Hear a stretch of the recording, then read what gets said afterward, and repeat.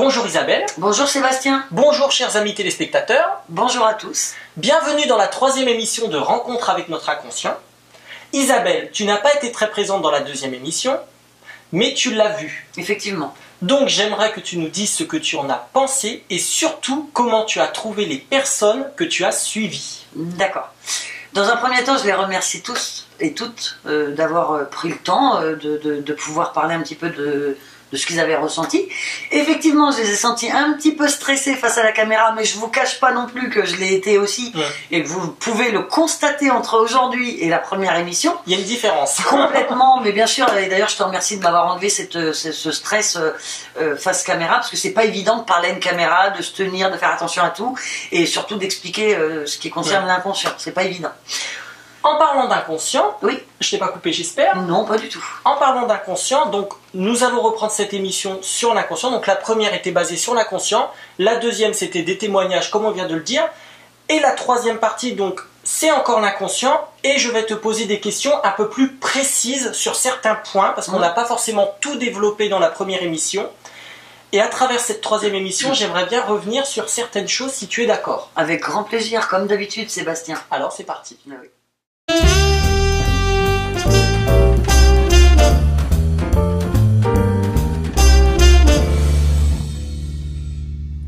Ma chère Isabelle, j'ai entendu dire dans les témoignages que c'était pas facile de s'en sortir. Pourquoi c'est pas facile alors? Alors, c'est pas facile, effectivement. Il y a une phase dans votre vie qui est quand même assez importante.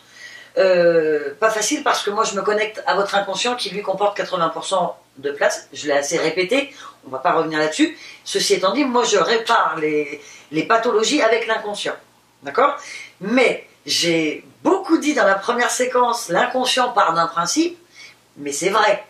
Et là, ce principe, c'est de confronter ce que vous avez mis dans votre conscience. Et ça, c'est à vous de le confronter. D'accord? Donc, vos habitudes, évidemment. Isabelle, j'ai tout le temps peur de sortir dehors. Et bien là, il va falloir que tu te confrontes. Donc, l'inconscient va comptabiliser une fois, il va vous mettre en test une fois, il va vous provoquer un rendez-vous, vous allez devoir sortir. Si vous relevez le test haut la main en disant « Ok, je prends sur moi, j'y vais », test réussi, vous avez reconnecté. Il se dit, puisque c'est une habitude, on va le remettre en test, il va vous reprogrammer un rendez-vous. Si vous relevez le 2e test, vous n'êtes plus timide, après pour aller à vos rendez-vous, en tout cas pour aller dehors. Quel comportement doit-on avoir avec notre inconscient? Alors c'est une question très mignonne ça, le comportement. Alors, aujourd'hui, je vous dirais, videz votre conscience, écoutez-le. C'est techniquement pas possible parce que vous avez mis dans votre conscience des habitudes, des façons de penser. On vous a éduqué pour s'adapter à la société. On vous a stéréotypé même. Tu dois aller à l'école, tu dois apprendre, tu dois avoir un métier, tu dois ramener de l'argent, tu dois avoir une femme, te marier, faire des enfants, et eux, etc. C'est ça qu'on nous impose aujourd'hui. Alors que ton inconscient, il va dire « Hey, prends ton temps, découvre-toi, regarde ce qui te passionne, va vers ta passion, quoi que ça t'en coûte. » Combien ont le courage aujourd'hui de tout lâcher pour faire ce qu'ils aiment? Ben oui, aujourd'hui, oh là là, je suis passionné par ça, mais si je lâche mon travail, ah non, je peux pas rester sans... Et du coup, la société nous tient, enfin vous tient, parce que moi elle ne me tient pas, mais vous tient, parce que si vous n'allez pas au travail, vous n'avez pas de salaire. Par conséquent, votre passion, vous la mettez de côté, mais l'inconscient, il n'est pas content. Tu comprends? Donc il va se dire, non. On est tous munis d'une faculté. Alors, c'est pas une faculté d'entendre son inconscient. Il y a des gens qui vont me dire, oh là là, non, c'est pas une faculté, c'est normal. C'est pour ça que je dis à tout le monde, ce n'est pas un don. J'ai développé cette faculté-là. Alors, je vous l'ai expliqué parce qu'un tout petit peu, une petite partie de moi, je vis très bien, mais moi, j'ai pas eu de repère dans la vie quand j'étais petite. Du coup, le seul repère que j'avais, c'était cette petite voix. C'est pour ça que je crois en elle et que partout où elle m'a emmenée, effectivement, elle m'a protégée de tout ça. Après, ça a été dur, parce que face à la société, face aux gens qui ont été stéréotypés, amuse-toi à aller leur expliquer qu'il y a un inconscient qui existe, que tu vis avec lui, tu passes pour une folle. Mais si tout le monde pensait comme moi, ben, le monde irait beaucoup mieux. Oui. Tu comprends, Sébastien? Si on fait quelque chose qui va à l'encontre de notre inconscient, que se passe-t-il? Ah là là, alors là, vraiment, ce serait... Enfin, après, chaque personne y croit pas, mais c'est la pire des décisions, d'aller à son encontre, d'accord? on va prendre le vol ou le mensonge, par exemple, les deux. Si tu voles quelqu'un, ton inconscient, lui, quoi que tu fasses, quoi que tu penses, il entend tout, il voit tout. Donc il va comptabiliser le fait que tu aies volé, que ça c'est pas logique. D'accord? Et ben tu vas te faire voler quelque chose 2 fois plus, qui coûte 2 fois plus cher, ou 2 fois plus gros, mais ça va être, voilà, ça va être dramatique. Isabelle, tu travailles en 2 séances. La première sert à vider ta conscience. Après cette séance, quel est le changement? Alors le changement il est radical. 1, on est très fatigué. Alors ça c'est catégorique à 99,999%. 2, un apaisement total, on se sent vide. Normal, j'ai vidé. Et le plus drôle, le plus impressionnant, c'est avec votre entourage. Vous avez des copains, des amis, des connaissances, des collègues, etc. Et bien vous allez les voir différemment. Parce qu'il faut savoir aussi, c'est qu'il y a des gens qui se nourrissent de votre mal-être. D'accord? Quand tu vas pas bien, ton inconscient dit à l'autre, puisqu'on est tous connectés, même si vous ne le percutez pas, votre inconscient, il reste connecté aux autres et il dit des choses sur vous. C'est d'ailleurs comme ça que vous avez le ressenti sur les gens. Il va vous dire, cette personne-là ne va pas bien, mais ils ne sauront pas interpréter eux, puisqu'ils ne savent pas qu'ils ont un inconscient. D'accord? Et quand ta conscience, elle est vide, ça veut dire que tu vas bien. Ton inconscient ne va pas se gêner à dire à l'autre inconscient, il va bien, il va bien. Mais la personne qui se nourrissait de ton mal-être, Sébastien, elle va dire, elle m'apporte plus que j'avais. Du coup, c'est automatique. En tout cas, minimum une personne de ton entourage. Après, ça peut être plusieurs. Mais minimum, il y en a au moins une très proche de toi qui va s'éloigner tout doucement sans que tu fasses le moindre geste. Pourquoi? C'est techniquement une personne faible qui se nourrissait du mal-être ou le tien, du mal-être des autres, et il n'y trouvera aucun intérêt. Donc, il va s'éloigner de plus en plus. Et la dernière chose, c'est quand même la plus importante. Moi, je dis souvent, je vide la conscience, stop. J'ouvre les yeux des gens. Avant, vous marchiez comme ça. Ah, bah, je savais pas. Oh là là, je suis surprise, le coup de crasse qu'il m'a fait. Oh, ceci, oh, cela. Alors que là, tu as les yeux ouverts. Dès le début, tu verras que cette personne-là va venir devant toi. Mais tu sauras pourquoi. C'est quand même pas rien comme avantage. Non?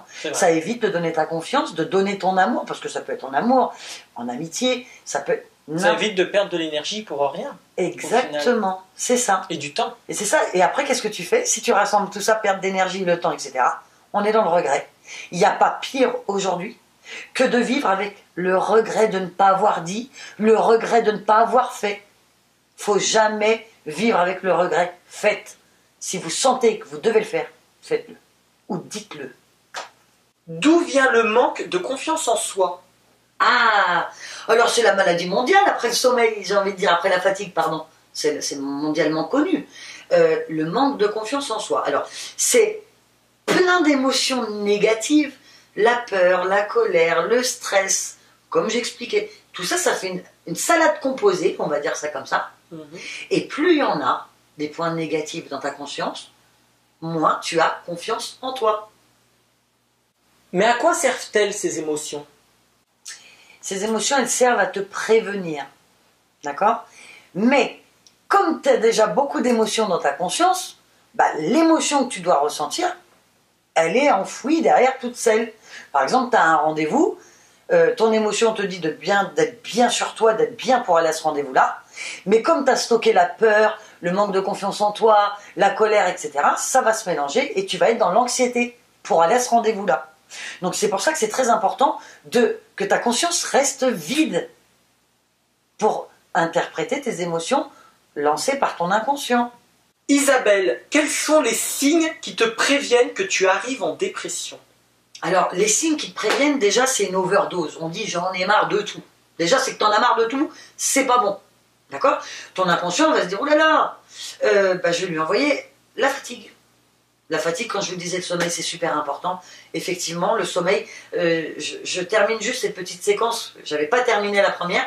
Le sommeil, en fait, pour être clair, il compresse tous vos souvenirs négatifs de votre naissance. Vous avez été battu, etc., les familles avec des problématiques, etc. Il va compresser ces dossiers-là, il va compresser vos émotions négatives, d'accord? Et il va enlever toute la fatigue qui traîne dans votre conscience. C'est pour ça que vous vous sentez un petit peu mieux après avoir dormi. D'accord. Isabelle, tu nous parles des signes de l'inconscient à travers le destin. Mais quels sont-ils ces signes? Alors je suis très contente que tu me reposes la question, Sébastien, parce que 2 fois dans la première séance, j'ai dit il y a 3 façons de l'entendre. Eh bien j'en ai dit que 2. Si vous écoutez bien la vidéo, j'en ai dit que 2. La première, celle où j'entends depuis l'âge de 10 ans, etc. Je l'entends parfaitement bien. La deuxième, si vous n'entendez pas, il va passer par votre ressenti, négatif ou positif. Tu peux très bien être bien dans le ressenti. Et la troisième, par le biais du destin. Il est parfaitement conscient. L'inconscient que vous ne l'entendez pas. Mais lui, son seul objectif aujourd'hui, c'est que vous l'entendiez. Parce que si vous l'entendez, vous avez beaucoup moins d'ennuis, beaucoup moins... Dans votre tête, ça va super bien. D'accord? Donc il se dit, bon, il m'a pas entendu, il m'entend pas. Son ressenti, il a tellement de négatifs qu'il a plein de ressentis différents dans son corps. Du coup, si j'envoie un ressenti, il va se perdre dans toutes les autres émotions que vous avez stockées dans la conscience. Donc il se dit, ok, je vais passer par le destin. Alors le destin, c'est phénoménal. Tout ce qui vous arrive, Sébastien, dans la journée, il n'y a pas de hasard. Vous avez des choses, des informations à attraper. Alors là, je veux des exemples, Isabelle. Ben, je vais te donner un exemple. Je regarde BFM TV, j'ai le prénom, alors c'est un sportif de haut niveau. On parle de lui, le prénom, mon inconscient me dit Isabelle, parce que moi aussi il passe par le biais du destin. Pendant que je te parle, mon inconscient ne peut pas me parler. Techniquement, tu ne peux pas écouter et parler en même temps. Si quelqu'un y arrive aujourd'hui, qu'il se présente devant moi et je lui fais un mea culpa. Pour l'instant, c'est pas reconnu en tout cas ça, d'accord? Donc mon inconscient, pendant que je te parle, je ne peux pas entendre ce qu'il me dit. Sauf c'est quand je vous dis ne quitte pas. Ne quitte pas, c'est quand je suis en analyse et là c'est très important pour la personne qui est devant moi. Là on parle de moi et de mon inconscient. De mon inconscient et de moi. Tu vois, il vient de me dire à l'envers, par exemple. Eh ben, j'ai dit, mais cette personne-là, c'est marrant, ça fait au moins 8 mois que j'ai pas de nouvelles. Le lendemain, j'avais un coup de téléphone de cette personne-là. Il va se servir de ton destin. Donc c'était le prénom que tu avais entendu sur BFM, donc du sportif. C'était le prénom de ton ami qui t'a appelé le lendemain. Exactement. Ou tu peux retrouver quelqu'un. Alors, je voulais faire une petite aparté justement sur le biais du destin. J'adore. C'est que toutes les personnes que je connais, tous les humains, tu remarqueras Sébastien, est-ce que tu as des relations amicales qui sont revenues dans ta vie? Oui, ça m'est arrivé, oui. Eh ben, tu t'es jamais posé la question pourquoi? Je l'ai connue étant jeune, je l'ai pas vue pendant 19 ans, 20 ans, 15 ans, et là elle revient. Pour t'apporter une information. Exactement. Ou une histoire qui n'est pas réglée. Ou c'était peut-être une personne, la femme de ta vie, ou c'était peut-être quelqu'un qui t'a fait quelque chose, où tu avais des choses à lui dire, mais en tout cas, c'est une histoire qui n'est pas réglée. Donc à toi d'aller chercher, parce que l'inconscient, encore une fois, si tu ne donnes pas à l'inconscient, il ne te donnera pas. Moi, pourquoi les enfants disent toujours « Maman, pourquoi ça? Maman, pourquoi il dit ça? Maman, pourquoi ça brûle? Maman, pourquoi? » C'est marrant que les enfants, c'est un instinct. Hein. On n'a jamais éduqué un enfant en lui disant « Allez, amuse-toi à dire pourquoi. » C'est instinctif chez les enfants, t'as vu? Pourquoi c'est instinctif? Je te pose la question. Parce que c'est l'habitude que vous devez avoir avec votre inconscient. Par exemple, si vous lui dites dis donc, pourquoi j'ai croisé cette personne-là alors que ça fait 5 ans que je ne l'ai pas vue? Eh bien, faites attention au destin, parce qu'il sait que tu ne l'as pas entendu. Le ressenti, en espérant que j'ai vidé, il y a de grandes chances que tu puisses avoir une demi-information avec le ressenti. Quand bien même tu n'as pas eu de ces deux-là, ton destin va donner le prénom, par exemple, de cette personne-là, à la télé, la radio. Tu peux même entendre 2-3 personnes discuter, tu passes devant, tu entends « Ah, tu te souviens, Nicole ?» Mais Nicole, c'est la personne qui est revenue dans ma vie. Donc il faut que tu écoutes ce qu'ils disent. Après, si c'est un point positif, c'est que cette personne-là est revenue en positif. Si c'est un point négatif, c'est que cette personne-là est revenue avec une intention négative. Méfiance. Donc là, c'est à vous de gérer. D'accord.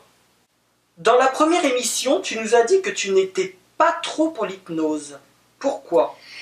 Alors pourquoi je suis pas trop pour l'hypnose? Parce que à titre personnel, je suis allée faire des courses, hein, et je reste un mentaliste avant tout, c'est ma passion.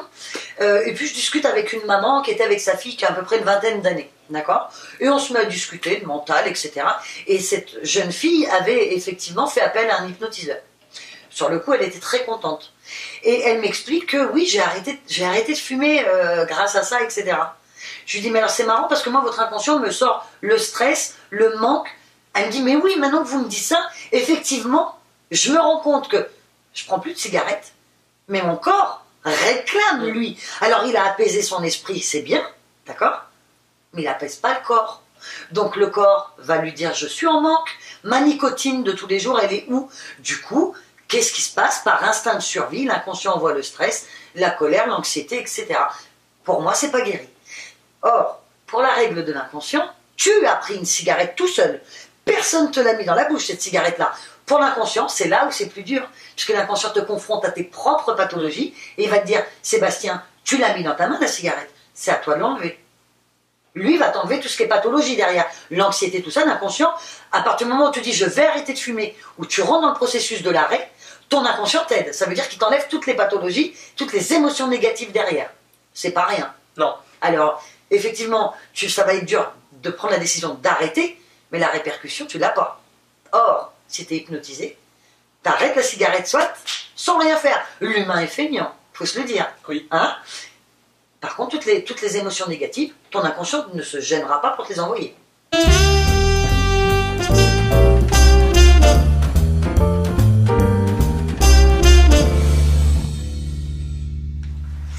Isabelle, pourquoi ce n'est pas bon de prendre des médicaments? Parce que dans un état dépressif, Sébastien, c'est un mélange d'émotions négatives. Tu vas pas bien, tu penses à tout ce qui est pas bien, etc.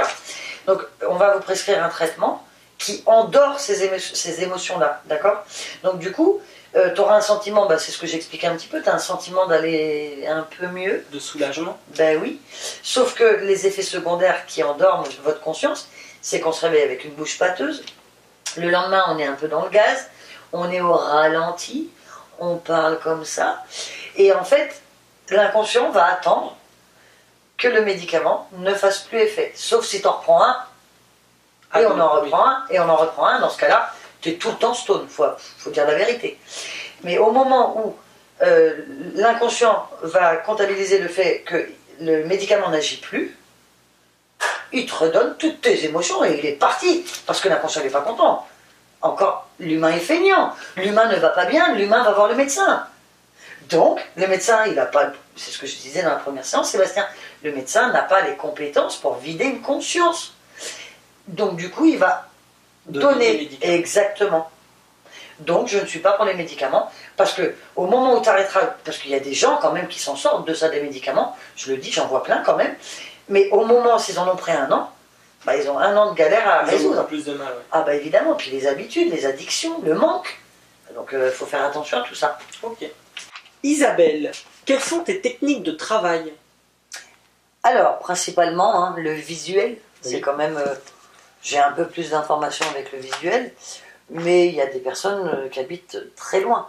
Donc, j'ai eu Nice, j'ai eu l'Angleterre, la Suisse. Je ne me voyais pas partir en voyage pour 2 séances. Oui. Ça fait... Voilà.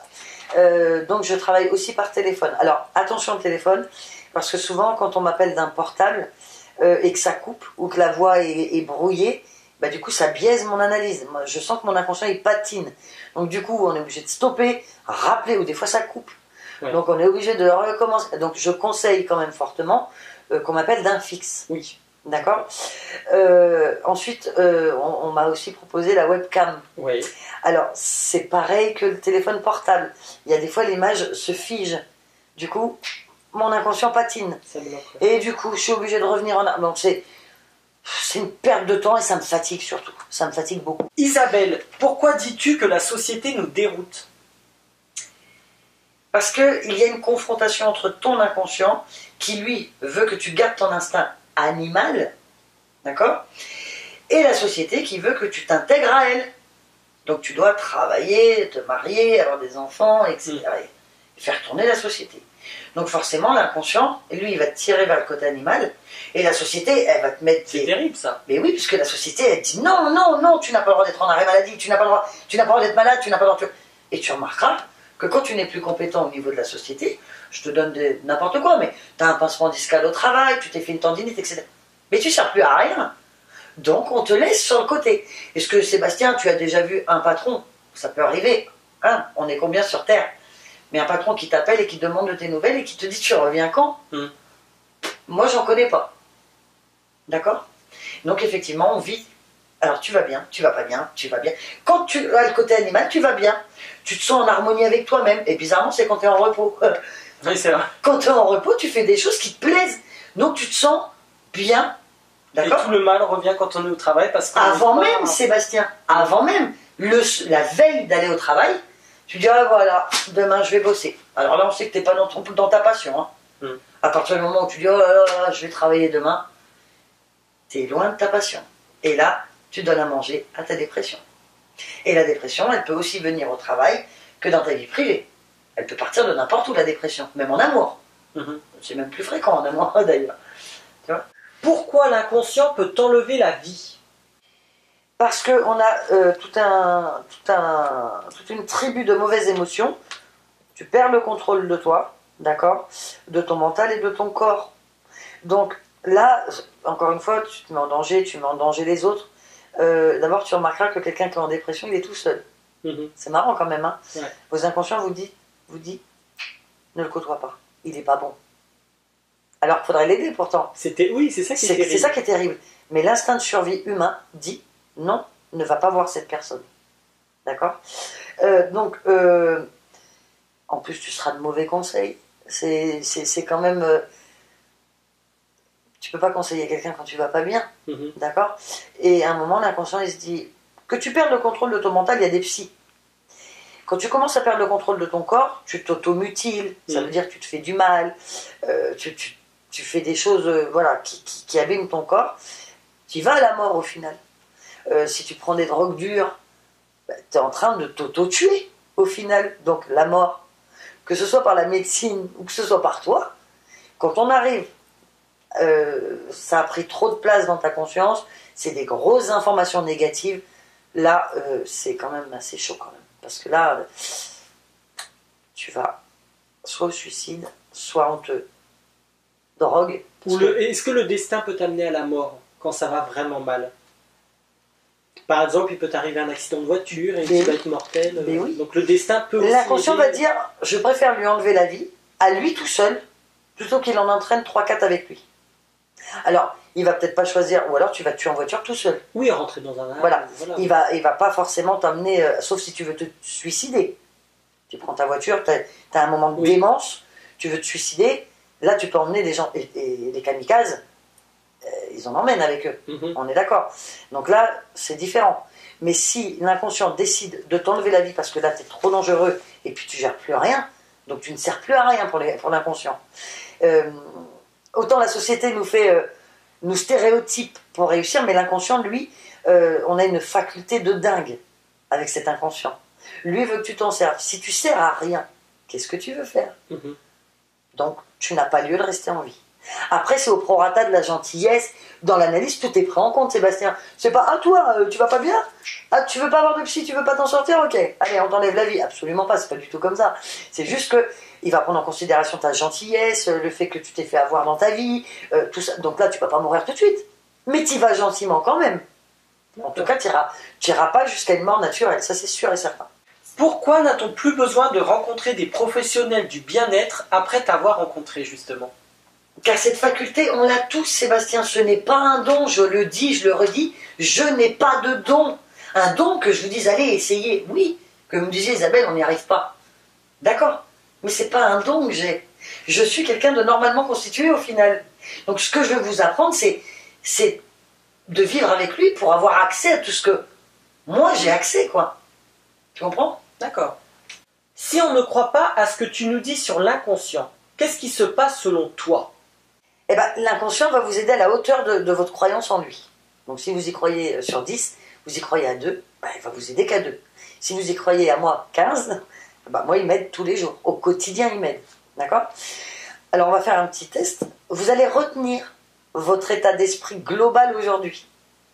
Par exemple, bon, moi je vais très bien, et ça fait des années, hein, donc je ne peux pas prendre mon état à moi, mais je pense que vous êtes beaucoup dans ce cas-là, avoir des petits soucis psychologiques, et ben retenez aujourd'hui votre état global mental. Ça veut dire quoi? Je suis stressé, je suis en colère, j'en ai marre, j'arrive pas à trouver ce que je veux, j'ai pas le métier que j'aime, etc. D'accord? Vous le notez sur une feuille, vous notez l'heure, le jour où je vous l'ai dit aujourd'hui. Vous fermez cette enveloppe-là et vous l'ouvrez dans 5 ans. Je vous dis une bêtise, ou même dans 1 an. D'accord? Et ben vous verrez que l'état psychologique, Sébastien, pour revenir à ta question, l'état psychologique N'aura pas évolué. n'aura absolument pas évolué. Ils seront toujours dans le même état. On se posera toujours les mêmes questions. Exactement. Tu n'avanceras pas. Il te fige. Bah, tu crois pas en lui, il va pas t'aider. À un moment, il faut arrêter les bêtises quand même. Oui, il y a plein de techniques, mais il y en a une qui fonctionne bien. C'est votre inconscient. J'ai une question qui me vient là maintenant. Si on se dit souvent, je crois en moi. Je vais y arriver, je crois en moi. Donc, pourquoi tu crois en toi alors? Pourquoi? tu crois en ton inconscient alors. Exactement. C'est pas en Sébastien. Sébastien, des fois, il n'a pas confiance en lui. Des fois, il veut pas y aller. Des fois, il fait des choses qu'il veut pas faire, etc. Pourquoi on croit en nous? Moi, c'est pas en Isabelle que je crois. Si j'avais pas mon inconscient, Isabelle, techniquement, ne serait pas là en train de vous parler, là. Je suis l'enveloppe. On est des enveloppes physiques. C'est nous qui ordonnons à notre corps d'agir. Mais l'ordre, il vient pas de Sébastien. Quand il vient de Sébastien, des fois, il n'est pas logique. Et vous remarquerez que vous n'êtes pas toujours logique. Alors que si vous avez l'information de votre inconscient, c'est logique, court, précis, et il t'emmène directement là-bas. C'est-à-dire la réussite. Est-il possible de rechuter après tes séances? Bien sûr.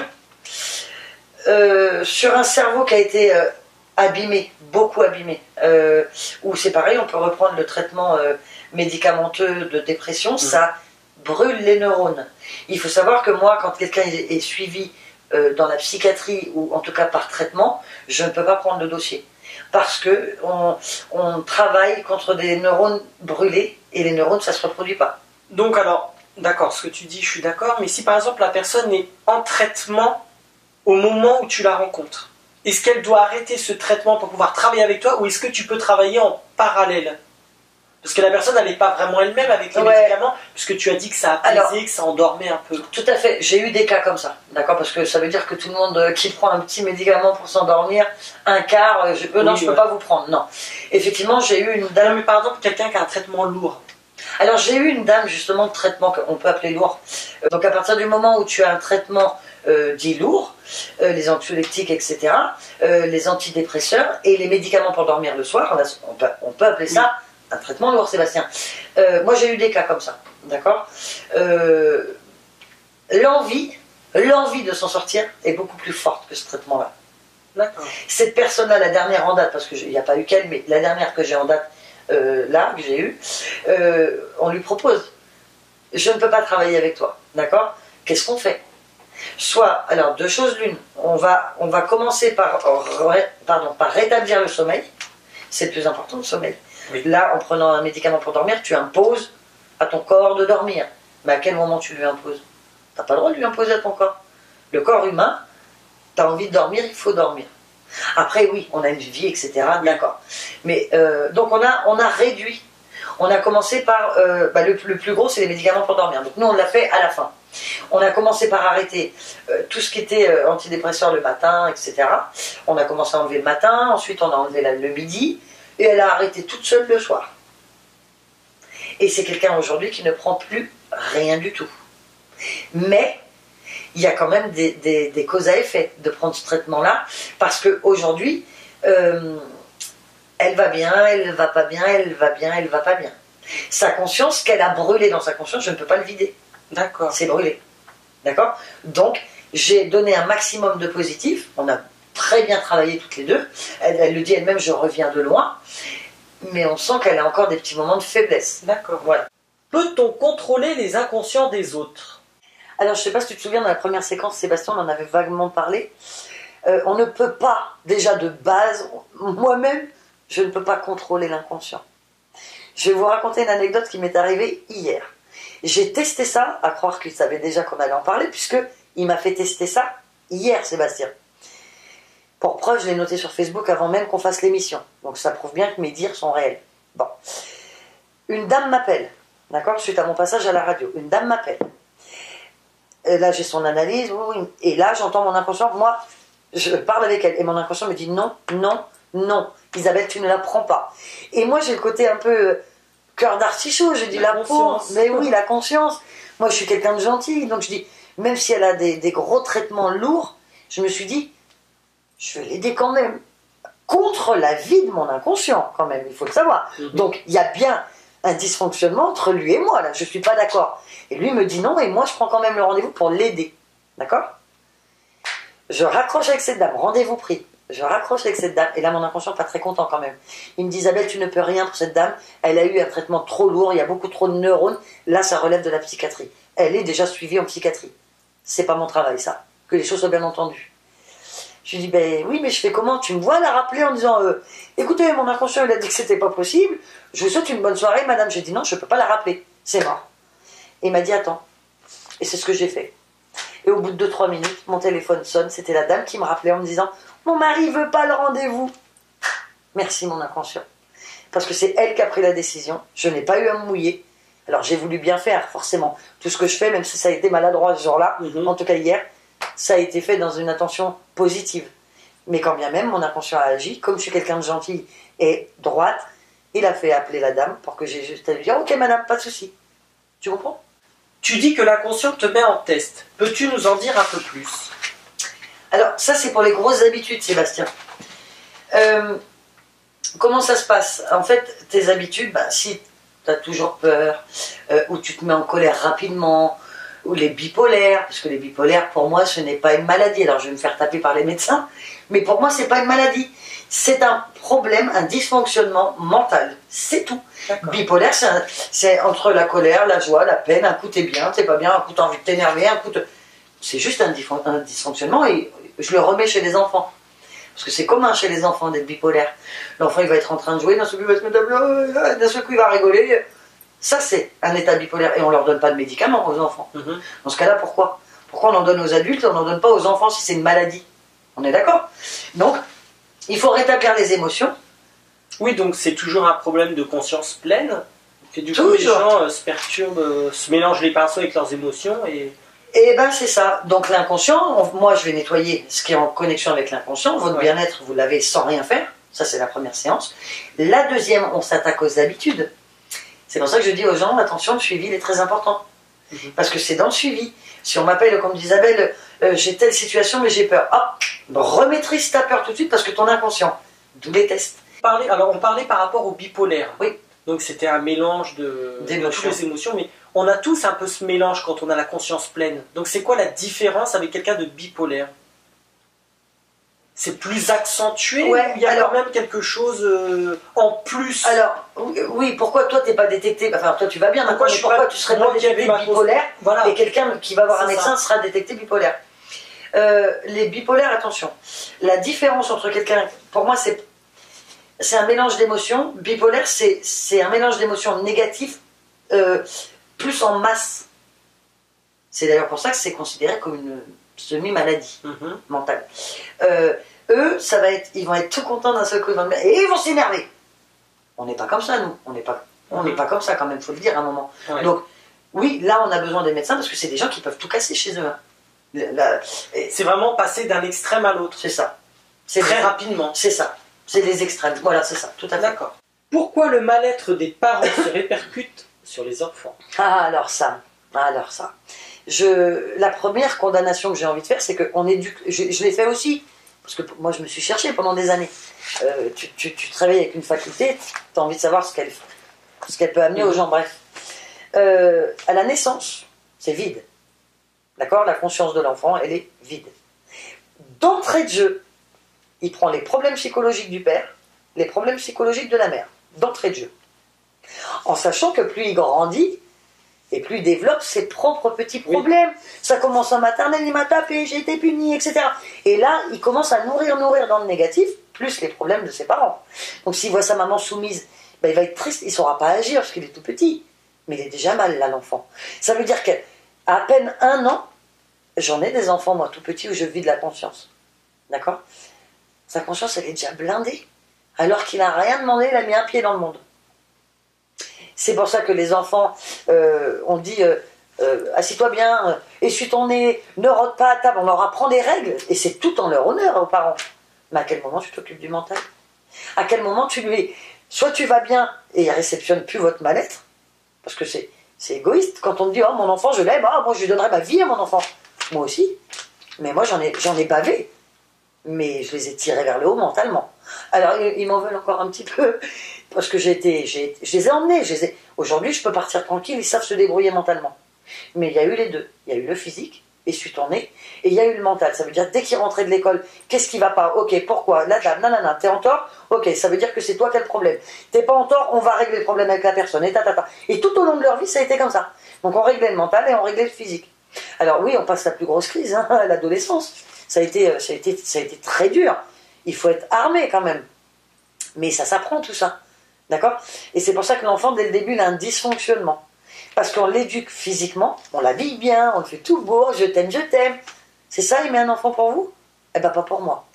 Parce que, ah ouais, l'enveloppe, elle est belle. Oh là là, il est beau l'enfant. Ah, puis c'est dire s'il te plaît. Hein.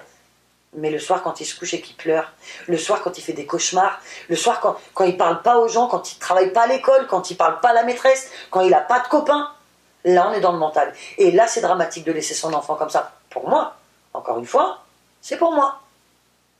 Quand on dit faire quelque chose inconsciemment, qu'est-ce que cela veut dire pour toi? Eh ben, ça veut juste dire que ton inconscient ne te demande pas ton avis à ce moment-là. Ça t'est jamais arrivé de dire à quelqu'un quelque chose et... Oh, tu vois, je me suis pas vu lui dire. C'est pas toi qui as parlé. Ou faire un geste. Alors moi, j'ai l'image d'une maman. Je crois que ça me restera jamais marqué. Je sais plus dans quel pays, mais c'est pas en France. Où la maman voit son enfant sous la roue d'un camion. Là, c'est son inconscient qui a pris le relais. Parce que la maman, 20%, elle ne pouvait pas. Elle est arrivée en courant. Elle a soulevé la roue du camion, du poids lourd. Pas une petite camionnette. Elle a soulevé la roue du poids lourd. Elle a sauvé son fils parce qu'ils ont retiré son enfant. C'est pas elle qui a fait ça. C'est son inconscient. Des fois, tu fais des choses inconsciemment. Tu dis, oh, c'est marrant. Je lui ai dit ça ou j'ai fait ça, mais... j'ai pas contrôlé, mais c'est juste un instinct. Où il y a des moments où ton inconscient ne te demandera pas ton avis. Instinct de survie, quoi. C'est ça. C'est pas forcément dans des cas de survie, oui. Mais c'est quand même, là on ne te demande pas ton avis parce que ce que tu vas faire, tu vas droit dans le mur. Donc là c'est lui qui prend le contrôle tout de suite, parce que si tu ne le laisses pas, tu vas droit dans le mur. Mes chers amis téléspectateurs, ma chère Isabelle, c'est ainsi que se termine la 3e émission de Rencontre avec notre inconscient. Ouais. Alors justement Sébastien, on devait faire 3 épisodes. Mais c'est vrai que je me suis rendu compte qu'au fur et à mesure de nos rendez-vous, j'avais encore plein de choses à dire. Donc, pour vous, pour ceux qui me suivent, pour ceux que ça intéresse, pour ceux qui y croient en tout cas, il y aura un 4e épisode qui continue à expliquer le fonctionnement de notre inconscient. Vous voyez, ça sert à quelque chose d'être sage. Eh oui. Écoute Isabelle, en attendant, je te remercie pour cette très belle émission. C'est toujours un bon moment à partager avec toi. Merci Sébastien pour tout ce que tu fais, d'être toujours présent. Voilà, ça coûte du temps, ça demande beaucoup de choses. Tu es toujours là avec ton matériel, prêt à l'emploi. Écoute, rien que pour ça, je te remercie. Comme ça, on s'entre-remercie, si je peux dire. En attendant, je vous dis à très vite. Ciao, ciao!